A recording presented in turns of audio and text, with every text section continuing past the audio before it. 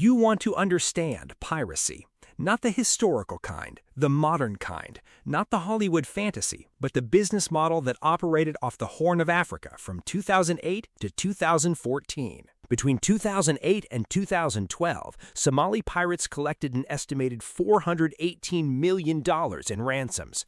Individual pirates reportedly earned $30,000 to $75,000 per successful attack. U.S. Naval War College Analysis, 2011. That's the fantasy. Here's what actually happened. Those pirates operated a capital-intensive, high-risk business with razor-thin margins and catastrophic failure rates. The news showed dramatic images, hostage crews, speedboats, million-dollar ransoms. What it didn't show was the actual economics. Somali piracy wasn't a get-rich-quick scheme. Most pirates earned roughly $15,000 to $20,000 annually, above Somali average income, but far below the capital and risk invested. United Nations Office on Drugs and Crime, 2013. You think piracy is a crime. What it actually is was a form of resource extraction economics. Somali pirates weren't criminals, they were business people operating in an environment where traditional law enforcement had collapsed and maritime shipping represented an exploitable asset. They were maximizing revenue from a single resource, their proximity to valuable shipping lanes. Entry-level piracy requires minimal capital. A used speedboat costs $8,000 to $15,000. Automatic weapons, AK-47s, RPGs, cost $300 to $1,200 per unit. International Small Arms Trade Reports, 2010. If you assemble a crew of 4 to 6 pirates, initial capital per person is roughly $1,500 to $3,000. Your operating model? Patrol shipping lanes 200 to 500 kilometers offshore. Identify vulnerable vessels, approach at high speed, fire warning shots, board if the crew doesn't resist. Most attacks are abandoned if the vessel has armed guards or defensive systems. Of successful boardings, roughly 75 to 80% result in ransom negotiations. ICC IMB piracy data, 2008 to 2012. A successful crew member receives $5,000 to $15,000 regardless of ransom size. U.S. court cases 2010 to 2013. Monthly overhead $2,000 to $4,000 for fuel, ammunition, food. Expected annual income $15,000 to $25,000. You organize multiple attack teams, 3 to 5 speedboat teams, 15 to 25 men. Initial capital $50,000 to $100,000 for boats, weapons, and communications gear. You now capture vessels and hold them for ransom, typically 45 to 90 days. Academic Analysis, 2008 to 2012. Holding costs include crew food, $3,000 to $5,000, security personnel, $30,000 to $50,000, and logistics. Average ransom at this level, $500,000 to $2 million. After crew payments, $100,000 to $300,000, operational costs, and distribution to stakeholders, your net per successful hijacking, $150,000 to $600,000. With 2 to 3 successful hijackings annually, $300,000 to $1.8 million annual revenue. At the top tier, you operate like a port authority. You control a coastal region, manage multiple syndicates, and control hostage facilities. Mogadishu, Isle, and Kismayo functioned as pirate hub cities. UN Security Council reports 2010-2012. Your capital requirements? $500,000 to $2 million for infrastructure, boats, weapons, and operations. You generate $1 million to $5 million annually in direct profits. Here's the trap. Successful piracy requires enormous shore-based infrastructure that's expensive and vulnerable. Hostage-holding facilities. When you seize a vessel, you hold 20 to 30 crew members. A holding compound costs $3,000 to $8,000 monthly to operate. UNODC Somalia Piracy Report, 2013. For a major organization holding 3 to 5 vessels simultaneously, $30,000 to $40,000 monthly. Ransom processing. When ransom arrives by wire transfer, you face a critical problem, moving $500,000 to $2 million in cash without detection. Somali pirates relied on informal money transfer networks, hawalas, and corrupt officials. Processing a $1 million ransom costs 8 to 15% of the total. U.S. Federal Court Documents, 2010 to 2013. A major organization moving $50 million to $100 million annually loses $4 to $15 million. Security and territorial maintenance. Pirate organizations controlled coastal regions and needed armed forces to prevent rival encroachment. A security presence of 50 to 100 armed men costs $3,000 to $8,000 monthly. Annual cost for hub, $36,000 to $96,000. Major organizations controlled 2 to 3 hubs. Intelligence and scout networks. Successful piracy requires advanced knowledge of valuable targets. A network of 20 to 40 informants costs $2,000 to $5,000 monthly. Weapons and equipment replacement. Boats are seized or destroyed, weapons confiscated. Annual replacement costs $50,000 to $150,000. Political bribes. Maintaining operational freedom required regular payments to local officials. Monthly costs $10,000 to $30,000 for a major hub. Government corruption estimates 2010 to 2012. Total hidden infrastructure costs for a mid-tier organization $100,000 to $300,000 annually, roughly 15 to 25% of gross ransom revenue. Your first strategic decision: capture vessels or operate as quick strike pirates. Vessel capture case: when you hijack a cargo ship, you have leverage. Roughly 50% of vessels carried war risk insurance by 2011. Average payoff, $500,000 to $2 million per vessel. But costs are high. Holding 20 to 30 crew members, maintaining security at sea, managing negotiations, bribing officials. Total cost per capture, $60,000 to $100,000. Quick strike alternative. Approach a vessel, fire warning shots, demand $10,000 to $30,000, and disappear. No hostage holding, no extended security, no infrastructure. Operational cost per attack, $2,000 to $5,000. You can conduct 10 to 15 attacks monthly instead of 1 to 2 captures. Revenue problem? Quick strike ransoms are far below capture ransoms, but costs are lower and tempo higher. Quick strike piracy generates lower profit per event, but more reliable revenue. Hybrid model. Most major organizations conducted a small number of high-value captures annually, 2 to 4, generating $1 million to $8 million, while conducting opportunistic quick strike attacks, 5 to 10 annually, generating $50,000 to $300,000. This balanced capital efficiency with risk diversification. Pirate geography followed economic logic. Base is clustered in Puntland, Somaliland, and southern Somalia, regions controlling major shipping lanes. International Maritime Organization data, 2008 to 2012. Peak concentration was Puntland because it controlled access to the busiest maritime corridor. Pirate hubs required 3 characteristics. 1. Weak state authority. Eel, Kismayo, and Mogadishu had minimal government presence. 2. Proximity to shipping lanes. Eel is 350 kilometers from main shipping corridors, a 6 to 8 hour speedboat voyage. 3. Infrastructure for ransom processing, towns with ports, markets, and informal financial networks. The Bab al-Mandab Strait funnels roughly 20 to 25% of global maritime traffic. International Maritime Bureau, 2011.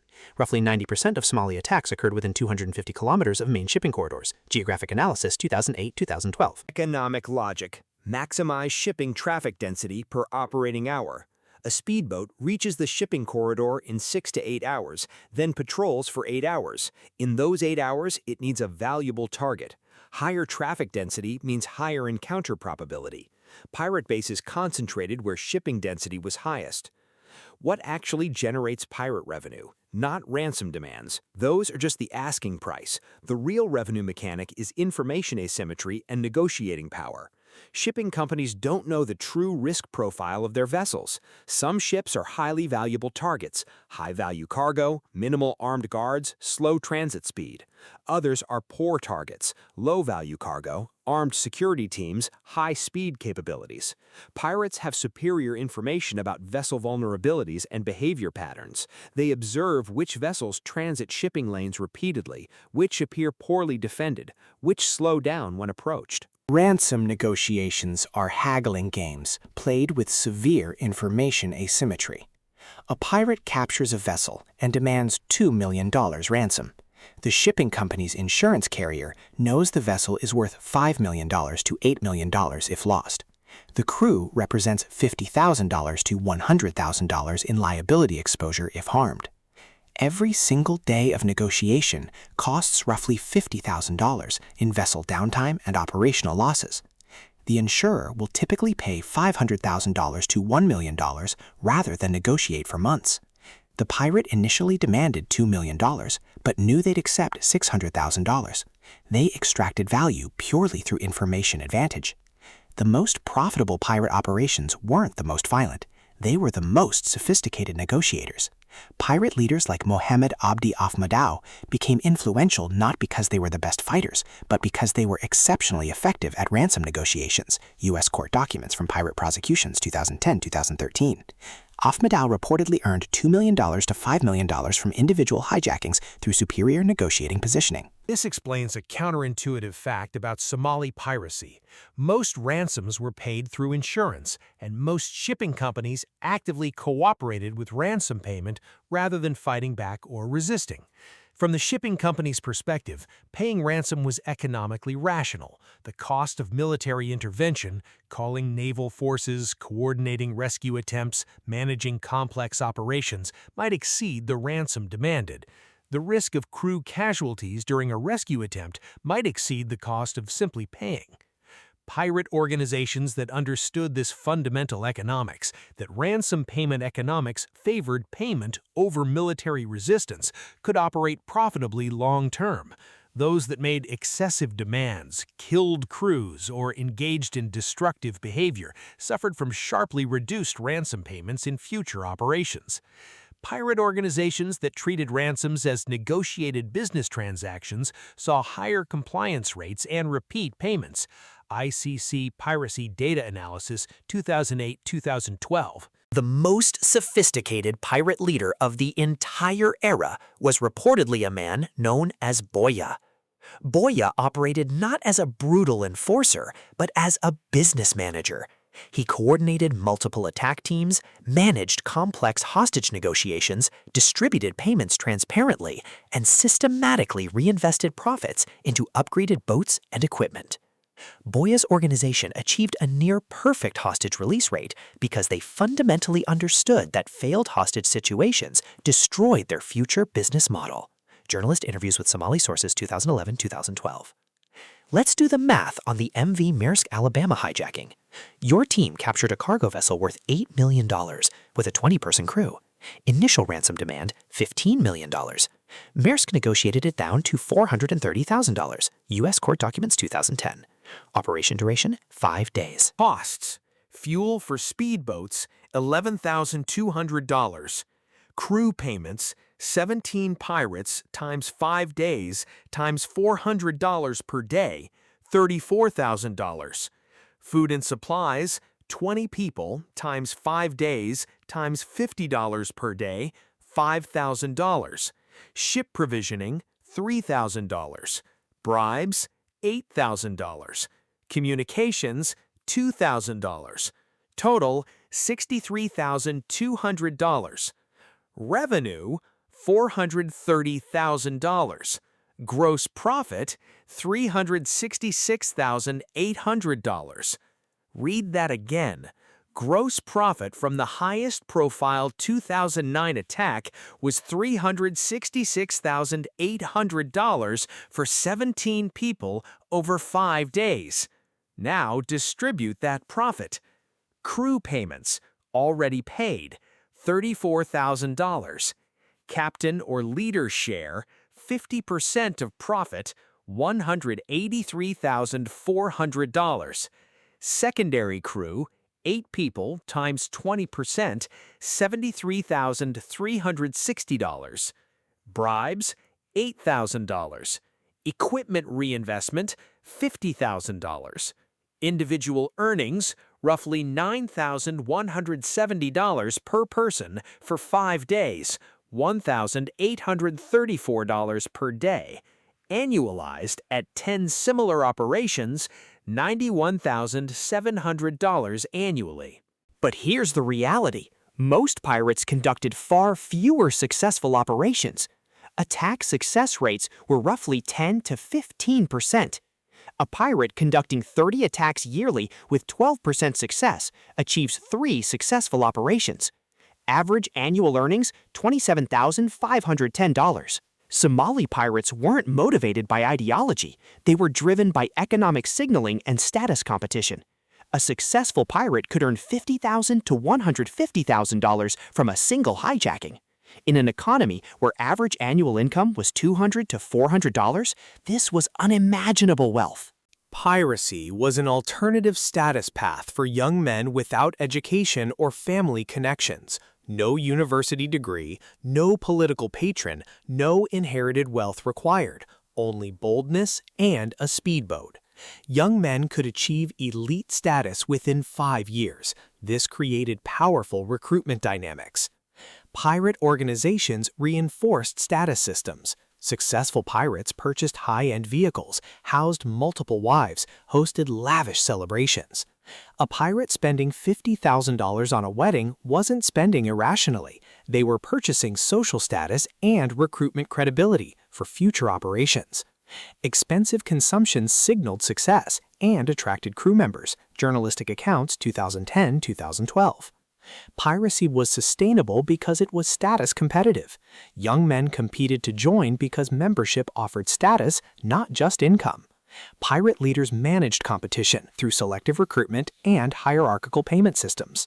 When naval forces increased significantly, 2011 onwards, the ecosystem collapsed, not from military deterrence, but from deteriorating status value. Captured pirates faced long prison sentences. Wealth signals became risk signals. Piracy required perceived invincibility. As invincibility disappeared, so did recruitment. Somali pirates faced complex jurisdiction issues. When a pirate hijacks a Panamanian-flagged vessel in international waters, which nation prosecutes? Technically, multiple nations had jurisdiction. In practice, whichever nation captured them. The U.S. prosecuted roughly 60 to 80 pirates, 2008-2012. Kenya prosecuted roughly 200. European nations prosecuted roughly 100. UN Office on Drugs and Crime, 2013. Somalia itself prosecuted almost none. It lacked functional courts. This legal framework created counterintuitive incentives.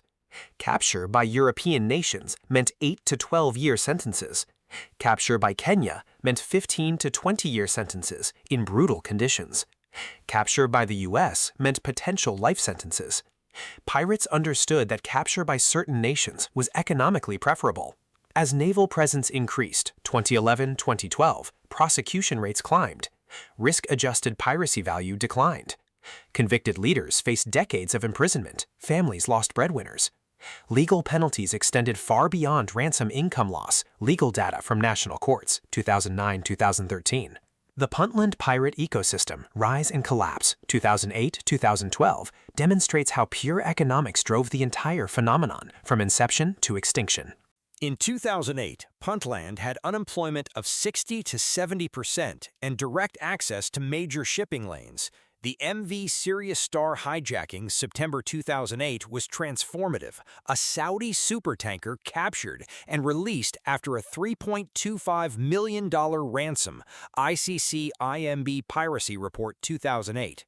Roughly $1.5 million remained in the local economy after operational costs and distribution. The economic shock was immediate. Prices in ale spiked dramatically. A vehicle that previously cost $20,000 suddenly commanded $50,000. This price signal attracted massive investment in pirate infrastructure. Between 2008 and 2010, roughly 10 to 15 organized pirate syndicates emerged in Puntland. The ecosystem became increasingly sophisticated. Insurance companies hired negotiators. Ransom payment expectations escalated from $1 million in early hijackings to $5 million to $10 million by 2010.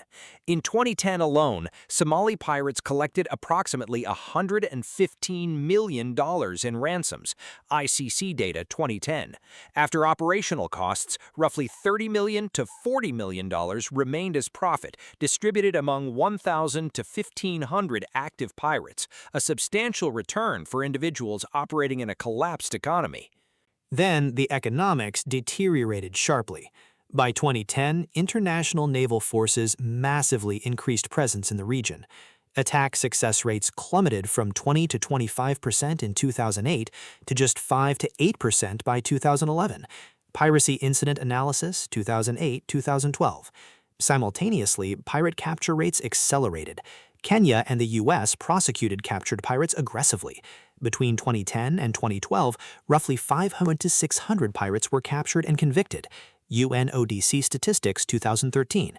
The risk profile of piracy inverted almost overnight. The ecosystem began to unravel. Average ransom payments declined from $10 million 2010 to $3 to $5 million 2012. ICC data. Pirate leaders fought over declining territory and resources. Violence escalated, which paradoxically reduced ransom payments further. Insurance companies reduced payouts to organizations with documented histories of crew violence or extreme tactics. By 2012-2013, Puntland piracy had effectively collapsed. Annual hijackings fell from 47 2010 to 12 2012 to just 2 in 2013. ICC IMB Piracy Report 2013. The entire ecosystem had run into a fundamental profitability ceiling. As attack success rates fell and naval capture rates rose, the risk-adjusted expected value of piracy became negative. Young men stopped joining syndicates. Experienced pirates retired or fled to other regions or occupations. The Puntland pirate ecosystem, which at its peak involved 1,500 active participants generating $100 million to $150 million in annual revenue, essentially vanished in just 4 to 5 years, not because of moral arguments against piracy, but because the mathematics became unsustainable. The break-even point for pirate operations is simple to calculate. Attack success rate, 10 to 15%. Average ransom per successful attack, $15,000 to $30,000. Expected revenue per attack, $1,500 to $4,500. Monthly operational cost, $2,000 to $4,000. Break-even, 1 to 3 successful attacks monthly. Quick strike pirates break even within their first month of operations if they maintain basic attack frequency. Hijackings per year, 2 to 4. Average ransom, $500,000 to $2 million. Annual operational cost, $200,000 to $400,000. Revenue from 3 hijackings at $1 million average, $3 million. Net profit, $2.7 million for 15 to 20 participants.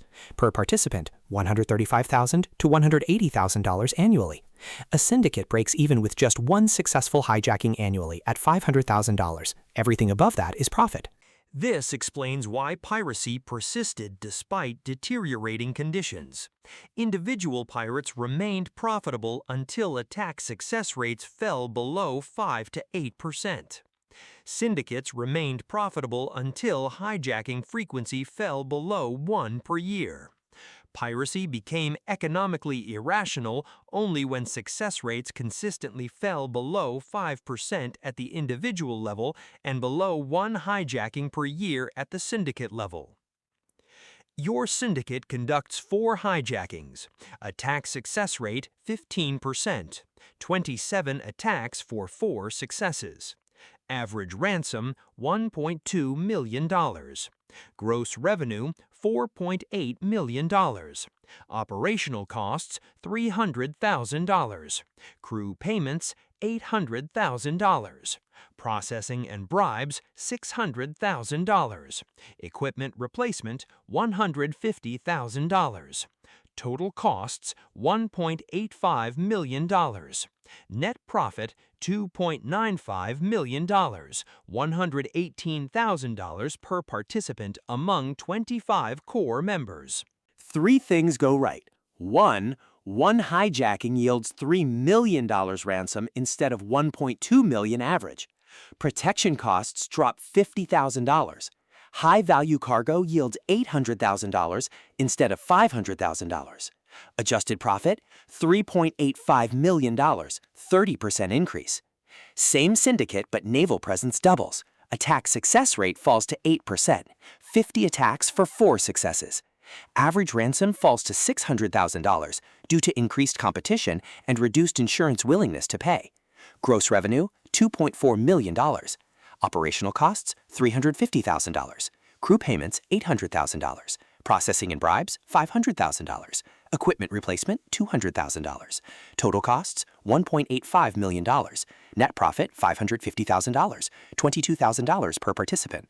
3 things go wrong. 1. Naval vessels disrupt 2 hijacking attempts. 2. Captured pirates are prosecuted aggressively. 3. Insurance companies reduce ransom payouts.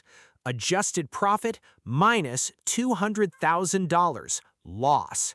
This delta explains rapid ecosystem collapse, a swing from $3.85 million to minus $200,000, 105% drop is unsustainable. When conditions shifted in 2011-2012, syndicates couldn't maintain operations. Experienced pirates retired, recruitment stopped, the ecosystem collapsed. You wanted to understand the piracy that captured international attention, the hostage standoffs, the million-dollar ransoms, the desperate men in speedboats. What actually operated was a rational business that followed economic laws as precisely as any shipping company or insurance firm. Somali pirates weren't acting on impulse or ideology. They were maximizing revenue from a resource, their coastal proximity to shipping lanes in the absence of competing revenue opportunities. They organized hierarchically, managed risk, negotiated prices, calculated profit margins, and reinvested earnings. The ecosystem thrived only as long as the economics remained favorable. When naval intervention increased capture rates and naval presence decreased successful attack rates, the risk-adjusted expected value of piracy became negative. The entire ecosystem didn't collapse due to moral clarity or military overwhelming force. It collapsed because the math stopped working. For roughly 5 years, Somali piracy was the most economically rational choice available to young men in a collapsed state. Then the math changed and the ecosystem evaporated as quickly as it had appeared.